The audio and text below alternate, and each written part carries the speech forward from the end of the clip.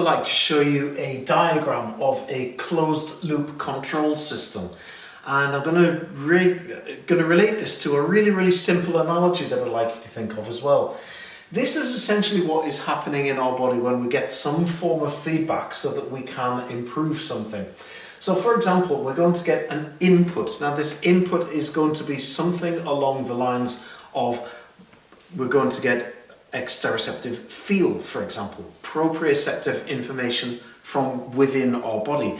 A good example, and many of you will be familiar with this, you'll have heard of the Golgi tendon organs, which is where the muscle meets the tendon here. This is where the Golgi tendon organ lives, and this is giving us feedback, proprioceptive feedback within our body to tell us the position of that joint, that tendon and that limb. It's very interesting. In fact, this may or may not bore you, but there are more of these types of things, more mechanoreceptors, receptors that tell us about the position of something, and pain receptors near to our joints than in our muscles. So quite often, this is why when you do get a pain somewhere, you'll often be more likely to feel it in your joint than you would in a muscle. It's because there are 9 times more mechanoreceptors in the human body focused around this area where we have the tendons, the fascia, the ligaments holding the body together, etc., than in the muscles, whose, yes, of course, they've got some receptors in there, but their prime goal is to contract. It is the joints which are going to tell them how far to contract. Now, there is input coming in that way, okay? This is sent to the executive. The executive then determines what is needed to do to maintain a desired state. Let's say, for example, we're running. What do I need to do to maintain this speed? What do I need to do to slow down? What do I need to speed up? This decision is made by the executive. So we've got an input of sensory feedback, and then we have an executive which is making a decision. This is sending feedback here of the desired state to the comparator. The comparator is the one that figures out the error. Is there a difference between what's coming in and the state in which I want to be? Do I then need to do something about that? We then move on, we're going to move on down now to the effector here. These are the lower motor neurons, and the effector are the things that tell me, say for example, if I'm running again, that it will make my leg move faster. It will make my muscles contract a little harder and move a bit quicker.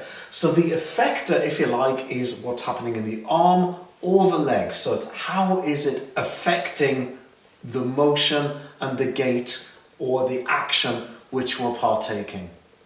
This then creates the output, which then gives us feedback to the actual state we're in, and this is then compared, this is the interesting part, between the desired state and the actual state is compared in the comparator, and then we figure out what the error is, and we can then change the input and do this. Now, let me just explain where this is going on within the human body all of the time. Now, where do we as coaches come in? Well, this is what's called interoceptive or proprioceptive feedback. This part here, this is inside of the human body, but we can also give here exteroceptive feedback from the coach. This is where you can actually give some kind of feedback, and this is then going to go to the comparator, and then we can actually cause an improvement. Now, if you look at this, you might not be thinking this straight away, but it actually looks like something with which you're already a little bit familiar. Let me give you an example of what this is actually looking very like.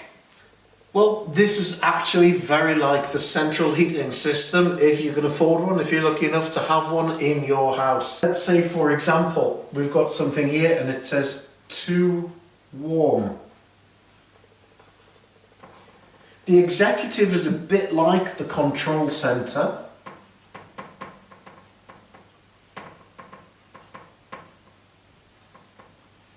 If it's too warm, Probably we'll need our air conditioning. This would be the effector.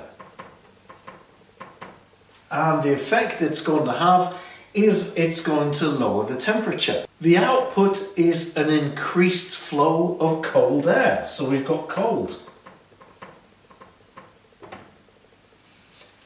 The comparator in this, well, that's your thermostat.